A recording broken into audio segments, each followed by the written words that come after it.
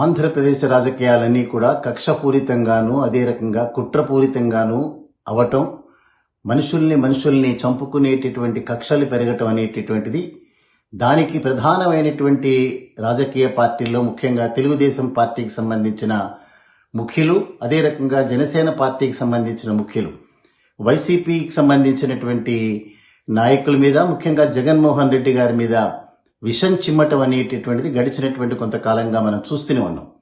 ఓపెన్గానే చంద్రబాబు నాయుడు గారు ఈ మధ్యకాలంలో ప్రచారంలో ఆయనని రాళ్లతో కొట్టండి, చంపండి అనేటటువంటి మాటలు బహిరంగంగానే చెప్పటం అనేటటువంటిది ఇది ప్రజాస్వామ్యంలో ఏమాత్రం కూడా వీలు కానిటువంటిది, ప్రజాస్వామ్యంలో హర్షించదగినటువంటి అంశం కాదు.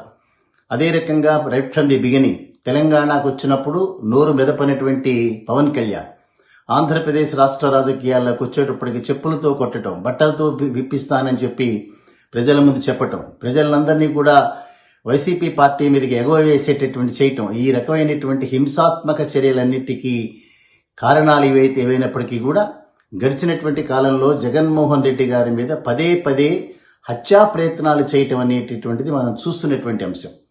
అందుకే విశాఖపట్నంలో వారి మీద హత్యాయత్నం జరిగింది, రక్తం బయటకు వచ్చింది. దాన్ని చాలా హేళనగా వారికి సంబంధించినటువంటి వ్యక్తుల చేతనే వారు చేయించుకున్నారనేటటువంటి ఒక నింద వారి మీద వేశారు, వెకిలిగా హేళనగా మాట్లాడారు. సో భారతదేశంలో ఉండేటటువంటి రాజకీయాలన్నీ ఒక రకంగా ఒక భిన్నంగా, ఆంధ్రప్రదేశ్ రాష్ట్రంలో రాజకీయాలన్నీ భిన్నంగా, అదే తన మీద జరిగినటువంటి హత్యా ప్రయత్నాల్ని ఇక దాని మీద పుంఖానుగా పేపర్లలోనూ టీవీల్లోనూ చూపించేటటువంటి ప్రయత్నం చేయటం, ఇవన్నీ కూడా రాజకీయాలని ఎక్కడికో తీసుకువెళ్లేటటువంటి వ్యక్తులందరూ కూడా చాలా జుగుప్సాకరమైనటువంటి రీతిలో బిహేవ్ చేస్తున్నారని చెప్పక తప్పదు.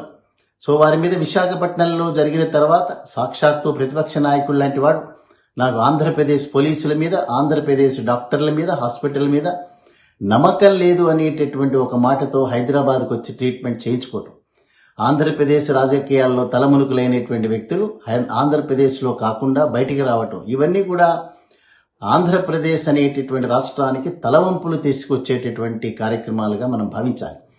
తర్వాత జరిగినటువంటి కార్యక్రమంలో సీట్లు మారినాయి. జగన్మోహన్ రెడ్డి గారు ముఖ్యమంత్రి అయినారు, చంద్రబాబు నాయుడు గారు ప్రతిపక్ష నాయకులు అయినారు. ఆ తర్వాత నుంచి ఆంధ్రప్రదేశ్ రాష్ట్రం మీద విషం చిమ్మటం, వాటికి సంబంధించినటువంటి మీడియా అంతా కూడా అసలు ఆంధ్రప్రదేశ్లో ఎక్కడా ఏ రకమైనటువంటి శాంతి భద్రతలు లేదు అని చెప్పి బయట ప్రపంచానికి చెప్పటం, ఆంధ్రప్రదేశ్ రాష్ట్ర పురోగతిని అడ్డుకునేటటువంటి ప్రయత్నం చేయటం, ఇవన్నీ కూడా గడిచిన కాలంలో మనం చూసాం. సో మొన్న జరుగుతున్నటువంటి ప్రచారంలో వారి మీద రాళ్లదాడి జరిగింది. సో అదృష్టవశాత్తు వారికి ఏ రకమైనటువంటి ప్రాణహాని జరగలేదు. అయినా దాన్ని కూడా వేళాకుళంగా ఆ రాయి అంతా కూడా తాడేపల్లి ప్యాలెస్ నుంచి వచ్చిందని లోకేష్ లాంటి వ్యక్తి మాట్లాడటం, చంద్రబాబు నాయుడు లాంటి వ్యక్తి కూడా ఇవన్నీ కూడా డ్రామాలు, నాటకాలు అని చెప్పి మరొకసారి దాన్ని తేలిక చేసేటటువంటి ప్రయత్నం చేయటం. సో చివరికి అరెస్ట్ కాబడినటువంటి వ్యక్తి మీద కూడా సింపతి చూపించటం, ఏ రకమైనటువంటి సంబంధం లేదు, అన్నా క్యాంటీన్లు తొలగించినారు కాబట్టి వాళ్ళ కోపం వచ్చిందని ఒకసారి మాట్లాడటం, అదే రకంగా వారిని దూషించినారు అనేటటువంటి ఒక పదంతో వారిని సపోర్ట్ చేసేటటువంటి ప్రయత్నం, ఇవన్నీ కూడా హింసను ప్రోత్సహించేటటువంటి రాజకీయాలని ఎట్టి పరిస్థితుల్లో మనం వాటిల్ని ఎంకరేజ్ చేయకూడదనేటటువంటి మినిమం కామన్ సెన్స్ రాజకీయ నాయకులకు ఉండాలి. ఆ తర్వాత ఎన్నికల తర్వాత జరిగినటువంటి హింసను మనం చూస్తున్నాం. ప్రత్యక్షంగా పోలీసులే తాడిపత్రిలో ఎమ్మెల్యే ఇంటి మీద దాడి చేయటం, సీసీ కెమెరాలను ధ్వంసం చేయటం, వీటన్నిటి వలన రాష్ట్రంలో హింస పెచ్చు పెరుగుతుంది తప్పిస్తే తగ్గేటటువంటి అవకాశాలు ఉండవు. సో ఈ నేపథ్యంలో జగన్మోహన్ రెడ్డి గారు విదేశీ పర్యటనకు వెళ్ళేటటువంటి నిమిత్తం గన్నవరం విమానాశ్రయంలో ఒక అనుమానాస్పదమైనటువంటి సంఘటన జరగటం, ఒక అనుమానాస్పద రీతిలో ఒక వ్యక్తిని అరెస్ట్ చేయటం, తుళ్ళూరు లోకేష్ అనేటటువంటి పైగా డాక్టర్, వారు అమెరికన్ సిటిజన్షిప్ ఉన్నటువంటి వ్యక్తి, వారి చేతిలో మొబైల్లో జగన్మోహన్ రెడ్డి గారికి సంబంధించినటువంటి మొత్తం పర్యటన వివరాలు ఉన్నాయి. వారి మొబైల్లోంచి కొన్ని మెసేజెస్ కూడా బయట ప్రాంతాలకి వ్యక్తులకి వెళ్ళినట్టుగా పోలీసులు దానిలో ఐడెంటిఫై చేశారు. సో వారిని అనుమానాస్పద రీతిలో ఎందుకున్నామని అడిగితే ఆయన పొంతన లేనటువంటి సమాధానాలు చెప్పటం అనేటటువంటిది అనుమానానికి దారితీసింది.